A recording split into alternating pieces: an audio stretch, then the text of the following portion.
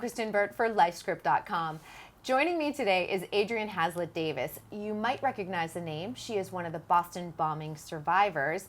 And not only is she thriving, she is also running the Boston Marathon this year.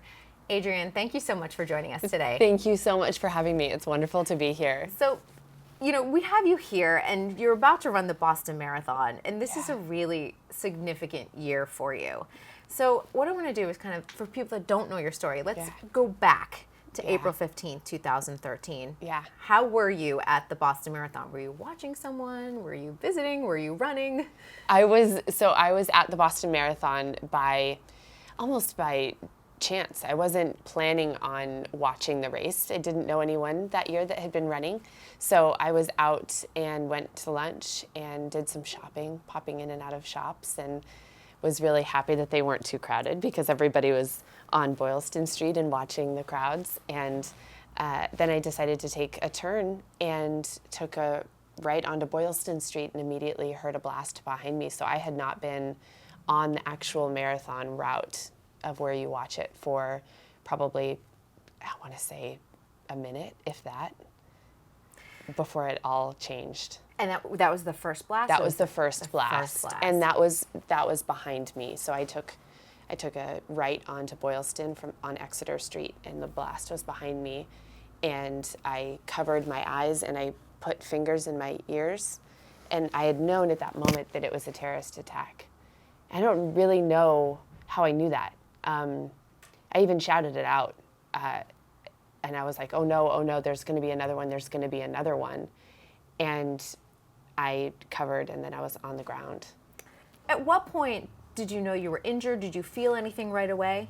I knew I was injured right away, but I didn't feel it. There's this wonderful thing that happens with your brain that I later learned from a doctor that will be able to explain this so much more medically correct than I will, that your brain doesn't really absorb the pain right away of that capacity. It's almost shock. It is. It really is. I mean, your whole body's in complete shock. And so I'm happy that lasted as long as it did. It was probably only a matter of seconds, but gosh, when they say time stands still, it certainly does. And so I didn't feel pain right away. I looked down, and it's almost as if a little kid falls and scratches their knee and they're fine, and then they look down and see a little dribble of blood or something, and then they immediately start crying, right?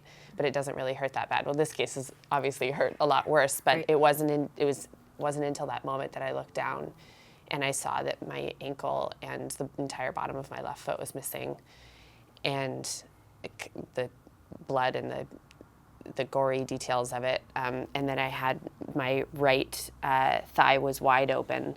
You can still see a scar. It was obviously way worse than that, where they found a lot of the pressure cooker, some of the labels and parts of the pressure cooker, along with in my foot, and then immediately felt the pain. Yeah, I've got to imagine that post-traumatic stress disorder is, with all of the survivors, it's got to be it's anything, probably just does trigger, brings you back to a place. How about, we've had a lot of issues lately globally. Absolutely. Is that triggering PTSD? Certainly, 100%. And yes, you're correct in to say that for the survivors that it's very difficult for all of us. And we all have different things, whether it's a place or smell. For me, it's the smell of burnt hair as well. So anytime curling irons or hot irons or hair dryers are a little too hot, I just immediately am back to that place of my hair being on fire. Let's talk a little bit about sort of what happened in the immediate moments. Did people immediately come to your aid? They did, yeah. Yeah, it's really amazing. There are people that ran straight toward the blasts. The Boston Marathon is so much tradition, and there are military that run, and I was with my husband at the time. We've since split, but he was very trained in military, and he put a tourniquet on my leg that saved my life. And I'll forever be grateful for that. But there were other people that put many more tourniquets on, and an off-duty doctor who ended up testifying in the trial. I had a chance to meet him for the second time. The first time I didn't really remember very much, but what a wonderful. It was wonderful. Yeah. I heard the words, "I'm an off-duty doctor," and I was like, oh. Thank you. Like, there was definitely a sense of, okay, like, this is really going to be bad, but okay, there's somebody here. And there was a gentleman, speaking of first responders, there was a gentleman there who was inside the Forum restaurant, which is where I had been carried to before the fireman carried me away, and he was holding on to my hand, and I'll never forget it. He was holding on to my hand, and he said, I've been growing up in a foreign country. He'd grown up in a foreign country, and he'd seen exactly what had just happened before. Wow. And he said, you're going to be okay. I promise you, you're going to be okay. And I remember specifically telling him that that's what everybody says to somebody who's dying. Oh, wow. Yeah. You think of those words. Yeah. Yeah. And that's, instead of thinking, oh, I'm going to be fine, I thought, that's what you say to somebody. Yeah, you're like, I'm dying right now. Yeah. Because people see your wounds, and they're Yeah. in less shock than you are. Certainly. And my gosh, I've obviously never been through anything like that. So in my mind, am I going to survive? No. Like, do you survive those things? I don't know. But it felt awful, and it hurt, and it was scary, and there was lots of blood, and some people were looking and walking away in like the face that you knew it was bad. And so you just think that's going to be it. So when you get to the hospital, what is the immediate course of treatment?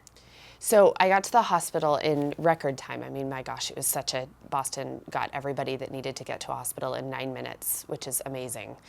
And I credit, the marathon route was closed so they could get people there. The medical tents were there to get people in wheelchairs to get them into, the whole thing. So I went into Boston Medical Center, and I was surrounded immediately by nurses and doctors that were comforting and soothing, and they just immediately started giving me pain medication. They took such good care of me and were holding my hands, and some of them were saying, you've lost your leg. Mm-hmm. And some of them were saying, oh, we think we might be able to fix it. And I think they were saying that just to comfort me, because I was screaming. Hysterical. Yeah. And I kept screaming that I was a ballroom dancer. Yeah, and here's the thing: you're a ballroom dancer. You've lost your left leg, mm-hmm. and on top of this, dancers, and we've talked about this, have a high tolerance for pain. Yes. So have you thought about what level of pain you probably were in? Because Yeah. they always say on a scale of 1 to 10. Yeah. They're like on a scale of 1 to 10, and I remember saying it was below a 10, and I was like, Adrianne, why are you saying it's below a 10? Because dancers I'm having this inner dialogue with myself. Like, why are you saying this? Do you know the severity of this situation that you've never been in before? You're like, it's like an 8. Yeah. How crazy is that? Yes, dancers definitely downplay pain, right? Yeah, because we shove our feet into those shoes and we just make it happen, right?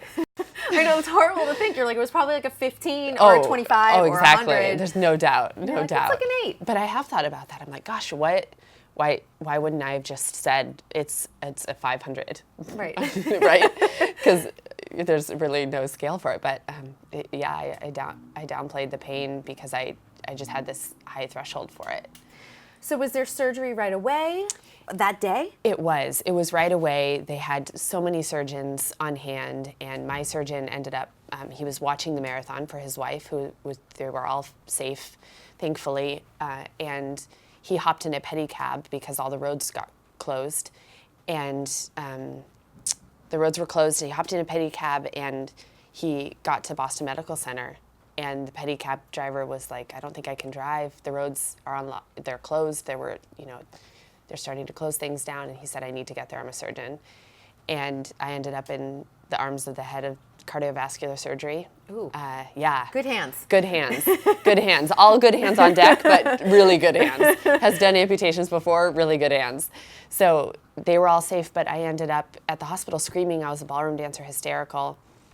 And they kept saying, you need to stay calm, you need to stop crying, it's screaming at least. You can scream into a pillow, and they were being very comforting, but they were like, there are other people here. And then I felt this vibration behind me in my vest. They'd cut open all my clothes to check for more shrapnel and such. And there was this vibration, and I thought, oh my gosh, my phone. And so I grabbed my phone, and I couldn't remember the one number that I had from my parents since I was forever. Mm-hmm. And I was like, my phone, and I remembered my code, and the nurse gave it to me, and I called my parents in Seattle. What was that reaction for your parents? Because It was emotionally that has got to be awful. awful. It was awful. So I was cognizant enough to know to ask where they were. And my dad answered. And I said, "Where are you?" And he said, "Mom's driving, and I'm in the passenger seat. We're driving on our way into Seattle from Issaquah, Washington, all the way across the country." Yeah. And I said, "You're driving right now?" And he said, "Yes, we're on the freeway. What's wrong?" And I was obviously hysterical. And I said, "You need to pull over." And he said, "Adrianne, it's illegal to pull over on the freeway." And I was like, "You need to pull," because I was cognizant enough to know that if I told him while they were driving that I could have caused an accident. Right. More devastation. More devastation of possibly losing my parents. So I was very aware of that. And I said, "Dad, there's been a terrorist attack. Pull over right now." And he said, "Shawnee, pull over. Like, you need to pull over." And I told them, and they were at first saying, "This isn't funny." And they know me well enough to know I'm not a jokester. Mm-hmm. It was just a shock for them. Yeah, they're trying to process it. Of course. And then I got horribly hysterical and said, I'm going to tear up. It's okay. I said to my dad, "Dad, I need to talk to Mom. I don't know how much time I have left." You're going to make me cry. I was like, he was like, "Adrianne, I love you, and I'm so happy, and you're my little girl." And I said, I know I love you, Dad, but I need to hear Mom's voice too. And you're all the way across the country. Because I don't know how much time I have, and I want to stay on the phone with you, but I can't because I have to hear both of you. And he handed the phone to Mom, and then I got on the phone with my mom, and they said, "We need to get you into surgery." And then I just started, I started screaming and screaming, and the nurse got on the phone with my parents to really explain what's happening in a more detailed way other than swearing like crazy. It was the first time I swore in front of my parents. They were like, legitimately, "Wow, this is bad." at like 34 years old. Yeah, it was really bad. Or at 33. I wheeled into the surgery room and I saw Dr. Kalish, and I said, "My name's Adrianne. I'm a ballroom dancer. You need to save my foot, and I hope you got sleep last night." Clearly on who knows direct. what. Clearly, yeah, clearly direct, clearly stubborn, in shock, and clearly on a lot of drugs. Did you wake up the next day at this point? Because I did. I don't know exactly even a time. Like, I think it was the next day. Yeah. Yeah. So at that point, when you're there the next day, where are you in terms of like, okay, acceptance that I don't have my foot anymore? Right. Yeah. So like I said, it's gone. I knew it was gone on the sidewalk, but you can't comprehend that. You can't absorb that reality. So I woke up that next morning. My parents were across the room from me, which was the best sight in the world. I have no idea what time frame that was. Mm-hmm. And I think it was for an evening. And I saw them, and I said something to my mom about my foot falling asleep. My foot felt like it was falling asleep. Can you fix it or adjust it of some kind? And she looked at me and she said, "Adrianne, you don't have a foot anymore." So there's a lot of talk about that with people that have lost limbs. They talk about sort of that phantom limb. That is real. Oh, it's very real. It's very real. I mean, I am so incredibly fortunate that I don't have phantom pain on a regular basis. I have, I'd say, twice a year since it happened, minus the immediate after surgery parts. But I do have phantom feeling. So I'll have like an itch or something, and I'll reach down to itch it, and then I'm like, oh, that's... Wow, it's amazing. It's really weird. Or like right now, I feel like I'm wiggling my toes because I learned. I'm not going to be as correct as a doctor would explain this, but I learned that there's, you actually can wiggle your toes using a calf muscle is the way you wiggle it. You don't realize it when everything's all attached, but I can feel like I'm wiggling my toes in my shoes. That's it's amazing. A very weird feeling. And an itch, I would think that's sort of like attached to nerves. Yes, and it's very annoying to not be able to. It's like having an itch in the bottom of your boot that you can't get to. It's like all consuming. Yeah, so for people that have long-term phantom pain, I've got to imagine that's extremely irritating. I can't even fathom what that would be like. There are so many people that have that, and there are so many people that have tinnitus, which is the constant ringing in the ears 24 hours a day, 7 days a week. And I can't fathom what that's like. I feel so fortunate. Yeah, you're making a good point, too. We've been talking about your legs, but, in the blast for people, hearing loss, yes, the tinnitus, your brain damage. Brain damage. So your hearing was fine after... my hearing was fine right away. Right away. I don't know how that happened. How long was your recovery from surgery, and then you're looking at physical rehab and everything else? Yeah, absolutely. My recovery from surgery was fairly quick. So I had that one surgery the night of the marathon, and then I had another one that Wednesday. So they did a quick sew up and clean out of any of the shrapnel and things that they didn't no idea what kind of chemicals were in there or anything. And then they had to get to another patient that desperately needed help. So I was fine to wait another couple of days, and I had another surgery on Wednesday to really take a look at what length they would take it at, and because at first they just did the ankle, and then they did right above the ankle because the ankle wasn't there anymore. And so I really started recovery after that Wednesday. They sewed me up, and I was still very swollen, still swelling up.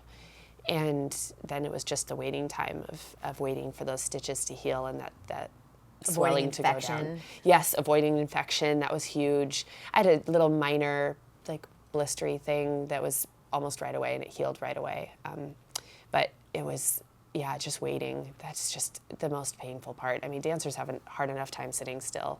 Waiting in a hospital bed forever is just the most boring thing in the entire world.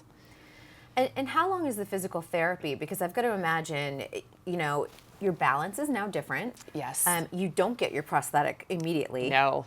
People just assume, and off you go. Right, off you go. Oh, this happens, and then, a week later you just get it. Like, that's how, I knew nothing, so that's what I had in my head. So you're just waiting and waiting, and it's so hard. My physical therapy was, because I was in really good shape from being a dancer, I was really fortunate that I was in the hospital for a week and a half, and then in inpatient physical therapy for only a week and a half as well. And then I was in outpatient therapy, and I was able to, once I could walk, I just decided walking and trying to dance was good enough therapy for me. Just a quick thing so people understand, because there's a difference for people that lose a limb below the knee and above the knee. There is. Tell me about the difference. So I have my knee still, which I'm so thankful for. I was in like 3.5, 4-inch heels that day, and the doctors say that if I had not been, that this scar would have blown out where this would have blown out my kneecap. I would have been above knee on my right and definitely above knee on my left. So heels save lives, right? Yeah. So I didn't tell people, but I'm going to tell my chiropractor that. Yes, do that. Don't give him my number. No, I'm just kidding. So above knee, I can't even imagine. I know how hard it is to walk on something that you don't feel is underneath you, but to walk on a bended stilt is the best way I can describe it. It's so impossibly hard, and the expense for a knee is just unreal. It's very, very difficult. When I need to crawl across the bed to turn out the light, I can use my knees. When I need to reach something in the shower, it's still probably unreachable, but I can use one knee to kind of balance myself. I don't take my knees for granted at all. I'm so incredibly thankful. Yeah, it really does make a difference. The learning, it makes a huge difference. The learning curve of trying to walk downstairs and when to put your body weight forward or back to make that knee bend, you could just go. I mean, wow. It's so hard. It is hard. And you had that core strength. You were an athlete. You're a dancer. You're running the Boston Marathon, which is amazing. I mean, we're 2016, so we're 3 years out from this. Yes. What does this mean to you to be able to run 26 miles? It means the world to me. I had been wanting to run it since it happened, not being a runner before, and I really wanted to run it to say a giant thank you, and also just to prove to myself that, I could do things that I didn't even try before. That you can try something new as an amputee that you may not succeed in or you may be great in, but you can try it and you can do it. And so I want to encourage other people to just give it a shot, give it a try. Now, you're in great physical shape. I took a cycling class with you today, and yes. I'm so sore. I'm so sore too. I'm like, every time we laugh, I'm like, oh yeah, there it is. How about emotionally? I know we talked a little bit about PTSD, but overall, how is your mental health? Overall, my mental health is good. I never want to say great. Obviously I have my days of just, gosh, this is not okay. But I'm really lucky I found a great therapist early on, and I believe strongly in just being able to just go there and just let it out and just vent, and especially going through the trial and, having the marathon coming up, what are my emotions going to be, and just trying to sort through things and have another person there to listen. I think that's really important, that's outside of your circle. Well, I'm glad, because it's one of those things, like, people always just worry about the physical right away, but you also have to take care of the emotional health. You do, and I really felt it right away. Some people said they didn't even realize that part of the impact until outside of what their physical injury was until way later, and I realized it right away. I was like, this is not who I am. Mm-hmm. This is this anger, wherever this anger is coming from, is not at all who I am, how I was raised. I always let things roll off my back, and suddenly I had this giant anger.